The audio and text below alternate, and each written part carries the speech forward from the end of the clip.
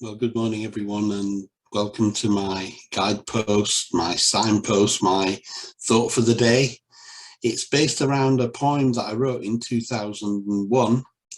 Originally, I called the poem Slipping, and then I changed its name to Heaven. And this poem is probably the first of my inspirational poems. I did used to write Christian inspirational poems and songs back in the 70s and 80s, but this is probably the first poem that I wrote, inspirational poem, after leaving the life of the church, and it's called Slipping. Slipping slowly backwards, looking to the dawn of a day or a time where nothing was forlorn.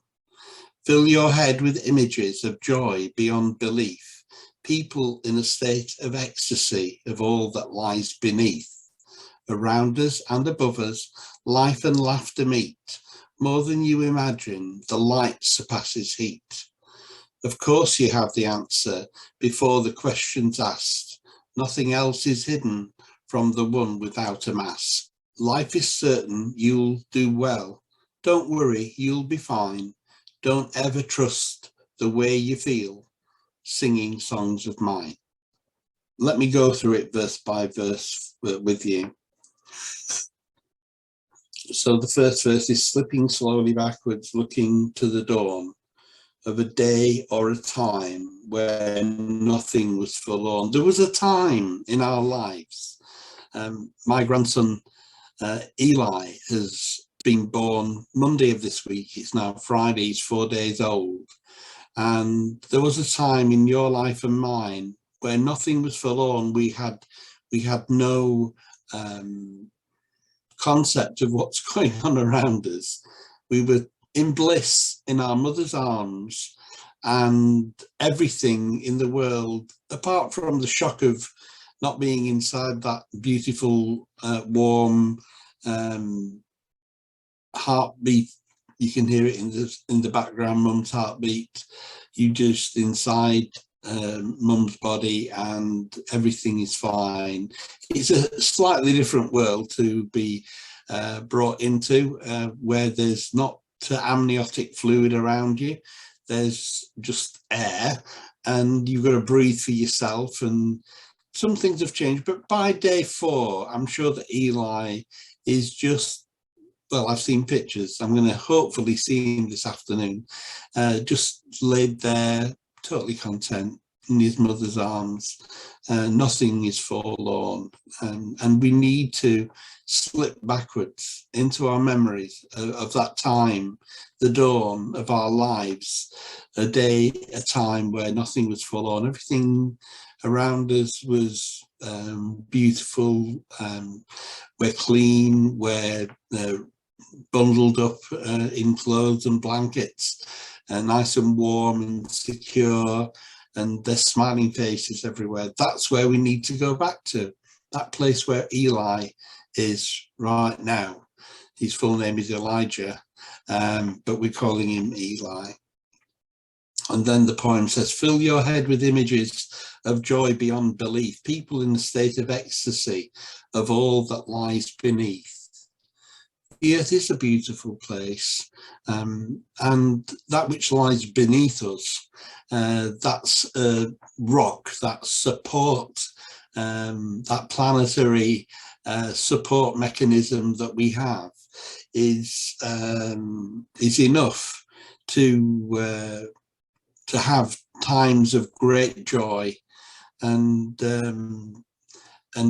ecstasy. You know, life is full of ups and downs, but think, fill your head with those images of when you've been joyful and when you've been in a state of ecstasy. Think about those times, and remember that there is a security in the earth, in Gaia, supporting your life and mine. And third verse is, around us and above us, life and laughter meet. More than you imagine, the light surpasses heat. So yeah, there's the heat of argument. There's there's all kinds of temperature changes. It's been a beautiful week last week. We were in almost the 70 Fahrenheit mark, and then yesterday morning it's 0. It's 32 Fahrenheit, and it's snowing, and there's so much change of temperature. Certainly in England, anyway. But the light surpasses the heat. The thing that we should be concentrating on is the beauty of the dawn or the dusk. I think this is the dusk behind me. That there is a beautiful thing that light does. If you've, I love the way that light affects the water. And Monet, I don't know if you know this, Monet painted his own lily garden, water garden in Givenchy in different times of day. He was working on like 18 canvases. He had 18 canvases in front of him, and each hour of the daylight in the summer, he would go to a different canvas, and he was painting it under the different light, this same scene, but in different light. And the light is a beautiful thing, and it brings us to a place of laughter. You know, it's almost like the sky just smiles at us. Around us and above us, life and laughter meet, and more than you imagine, the light surpasses it. You haven't spent enough time contemplating the way that light works in our world. I'm looking out the window here, and there's blue sky, there's clouds going by, and I've not been out there, but I know from the weather app that it's cold out there, but it looks like a beautiful day. There's enough blue sky out there, and the sun is shining, and the whole world looks lovely from where I'm sat. I hope it looks that way for you too. The fourth verse, of course you have the answer before the question's asked. Nothing else is hidden from the one without a mask. So I always tell people from a coaching point of view, you have the answers inside you. All I've got to do as your coach is to bring those answers to your attention. It's not for me to come and bring you an answer. It's not for me to redirect your life in any way. It's for you to discover what's already there. You have the answers before the question's asked. You already know what you're supposed to be doing with your life, and those things that you know, those certainties that you have about yourself and your life, those are the things that will come to pass as long as you have that certainty that you have the answer. Of course you have the answer before the question's asked. Nothing else is hidden from the one without a mask. The thing, we've been wearing a lot of masks because of COVID, haven't we? Over the past couple of years, but that wasn't the mask that I'm referring to in the poem. I'm referring to the way that people hide behind a mask. They pretend to be something that they're not, and in the end, all they ever do is make things more difficult for themselves, because they forget which mask they were wearing when they meet somebody, and they think, how can I how was I with this person last time? I don't want to show myself up here. And so there's nothing hidden for those who don't wear masks. If you just be yourself, be true to yourself, and let the whole world be a liar. No, just be true to yourself. Let it be the way it is for you. And guess what? That's what most people are doing anyway. Maybe they're struggling with it like you and I have. But if you take off the mask, just be yourself. And either people will like you or they won't like you. If they don't like you for who you are, that's fair enough. Stay away from them. But if people don't like you for who you're not, what kind of a sadness is that? Final verse, life is certain, you'll do well. Don't worry, you'll be fine. Don't ever trust the way you feel singing songs of mine. Even though I think I've shared some great wisdom in this poem, I don't want you. The poem is ending by you saying, don't listen to me. Don't listen to my wisdom. Find your own wisdom. And the very fact that you're here means that you're going to be okay. Life is certain you'll do well. Don't worry. I mean, even Jesus said it, didn't he? He said, how many of you can add a day or an inch to your a day to your life or an inch to your stature? By worrying, you won't. Nothing's going to change. Everything is going to be the way it is, and it's okay to be the way that it is.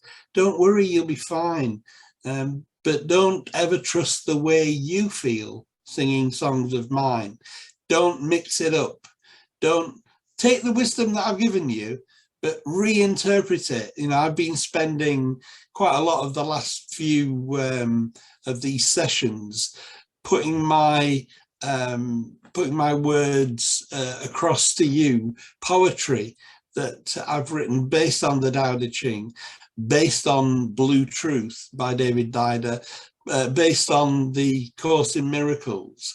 And it's just my interpretation. It doesn't really matter whether it is the way that you see it. It's the way I see it.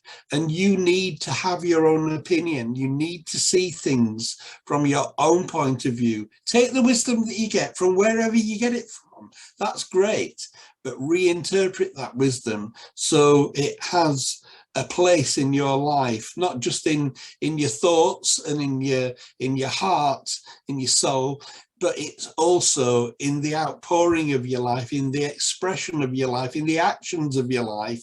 Make sure that the wisdom that you receive is reinterpreted by you in all aspects of your life. I'm going to read my poem again, and then I'm going to end the broadcast. This is Slipping, also known as Heaven, and I wrote it back in 2001. It's the first inspirational poem outside of Christian inspirational poetry or songs that I wrote, and it goes like this.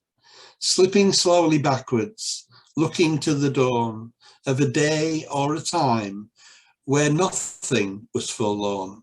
Fill your head with images of joy beyond belief, people in a state of ecstasy of all that lies beneath.